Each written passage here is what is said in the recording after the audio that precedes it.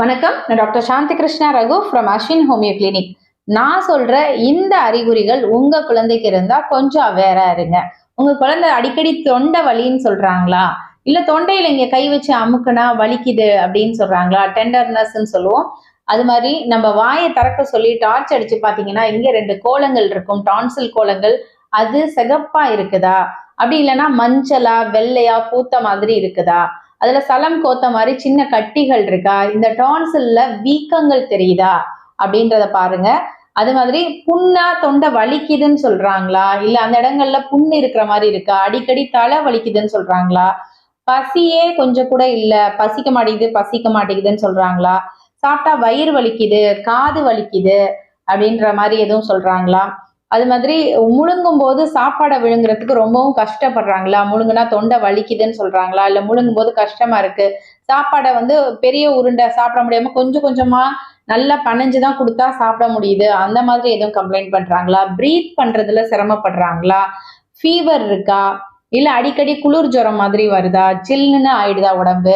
அது மாதிரி இந்த இந்த கழுத்துக்கிட்ட இந்த இடத்துல தொட்டு பாத்தீங்கன்னா ஒரு உருளை உருள்ற மாதிரி இருக்கும்.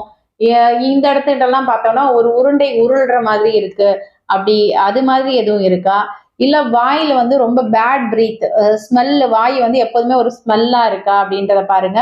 அதாவது தொண்டை வந்து கரகரப்பா பேசுறாங்களா, கழுத்து ரொம்ப ஸ்டிஃபா இருக்கிற மாதிரி இருக்கா, வாமிட் பண்றாங்களா அடிக்கடி, இதெல்லாம் நோட் பண்ணி பாருங்க.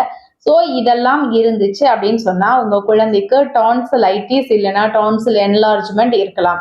ஸோ அந்த மாதிரி அறிகுறிகள் இருந்துச்சுன்னா நம்ம அட்வான்ஸ் ஸ்டேஜில் அடிக்கடி ஃபீவர் வருது, தொண்டை வலி வருது, முழுங்க சிரமப்படுறாங்க, இந்த ஸ்டேஜில் நம்ம டான்ஸில் பெருசாக்கிட்டு போகும்போது நமக்கு சர்ஜரி தான் ஆப்ஷன் சொல்லுவாங்க.